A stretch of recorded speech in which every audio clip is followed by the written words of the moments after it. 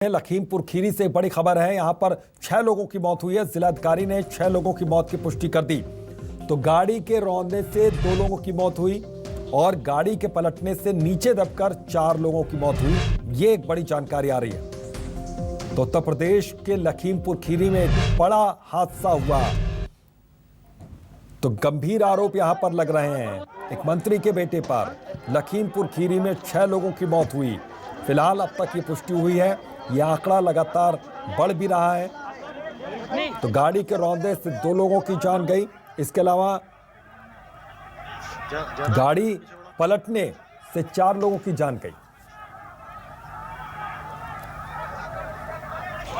तो बड़ी खबर है, उत्तर प्रदेश के लखीमपुर खीरी में ये बड़ा हादसा हुआ। तो उत्तर प्रदेश के लखीमपुर खीरी में बड़ा हादसा हुआ है। हर एक जान कीमती होती है। ज्यादा आगे ना जाओ, पीछे बढ़ो। तो उत्तर प्रदेश के लखीमपुर खीरी में प्रदर्शन के दौरान कार से कुचलकर 3 किसानों की मौत हो गई। मामले को लेकर सीएम बघेल ने ट्वीट कर किसानों के कुचलने का आरोप लगाया है। इसको लेकर सीएम भूपेश बघेल ने ट्वीट किया है।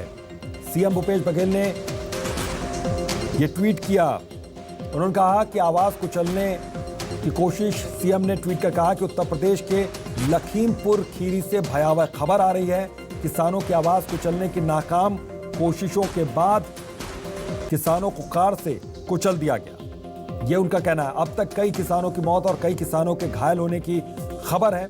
वहीं उन्होंने सवाल उठाते हुए कहा कि सत्ता के नशे में चूर किसानों की आवाज नहीं दबा पाएंगे। तो रायपुर से अहम खबर, मुख्यमंत्री भूपेश बघेल कल लखीमपुर जाएंगे। पीड़ित परिवार से मुलाकात करेंगे सीएम। लखीमपुर खीरी में 6 लोगों की मौत के बाद हड़कंप मचा हुआ है। तो सीएम भूपेश बघेल कल जाएंगे लखीमपुर खीरी। तो आज ट्वीट करके सवाल भी उठाया। यहां पर सीएम भूपेश बघेल ने लखीमपुर खीरी में 6 लोगों की मौत के बाद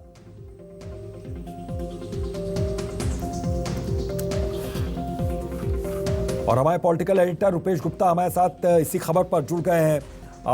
रुपेश जी, इसको किस तरीके से देखें, क्योंकि यहाँ पर सियासत भी सुलग रही है और जाहिर है कि एक बड़ी जिम्मेदारी भी भूपेश बघेल को मिली थी और इस बीच में जब वो पहुंचेंगे उत्तर प्रदेश के लखीमपुर खीरी में, तो क्या सियासत और भी गर्माएगी? इस बात से तो इनकार किया नहीं जा सकता है।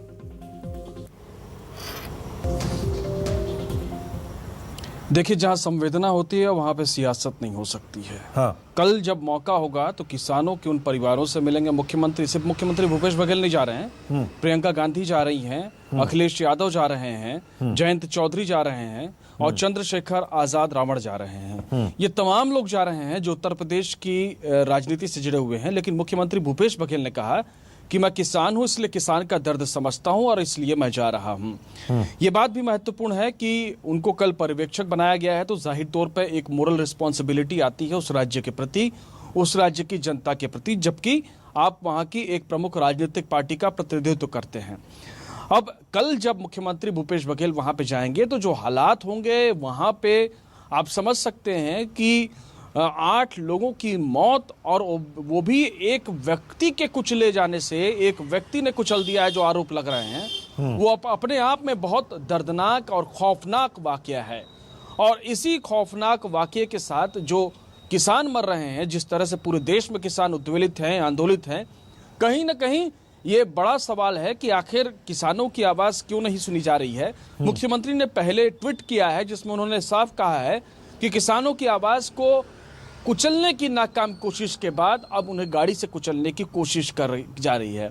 तो साफ तौर से आरोप भारतीय जनता पार्टी पर है, जिम्मेदारी भारतीय जनता पार्टी की है, जिनकी सरकार है। और अगर उनके मंत्री के बेटे, जैसा कि आरोप लग रहा है, ऐसा काम करते हैं तो आखिर वो कौन सी ताकत है, वो कौन सा उनको सपोर्ट है कि जिसकी वजह से वो किसानों पर गाड़ी चलाने की हिम्मत करते हैं, वो भी जबकि बड़ी संख्या में किसान वहां पे आंदोलनरत हैं। ये बात भी समझनी पड़ेगी कि मंत्री का हेलीकॉप्टर नहीं उतरने दिया गया, तो जाहिर तौर पे सियासत वहां पहले से चल रही है और किसानों की लामबंदी जो कि पहले पश्चिमी उत्तर प्रदेश में दिख रही थी वो पूर्वी उत्तर प्रदेश में भी है।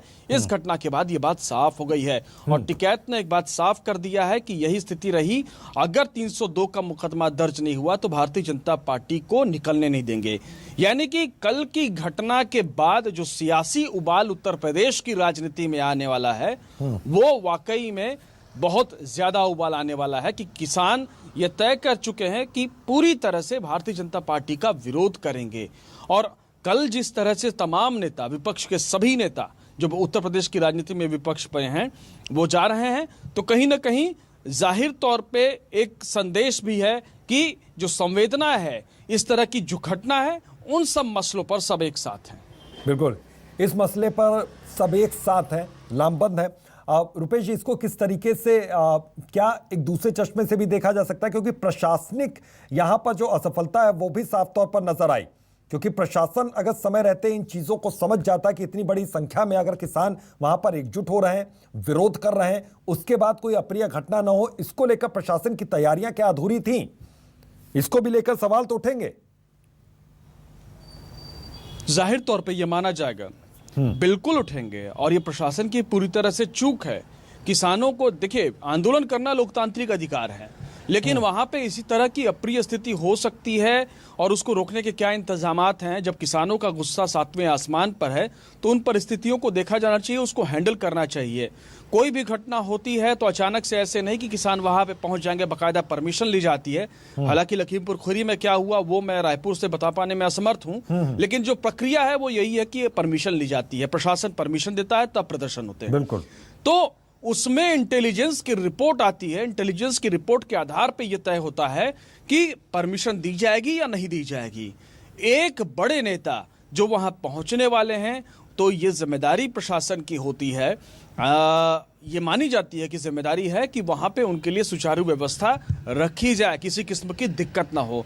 और अगर यह घटना हुई है तो पूरे जिला प्रशासन की नाकामी है, पूरे राज्य सरकार की नाकामी के तौर पर इसको दर्ज किया जाएगा।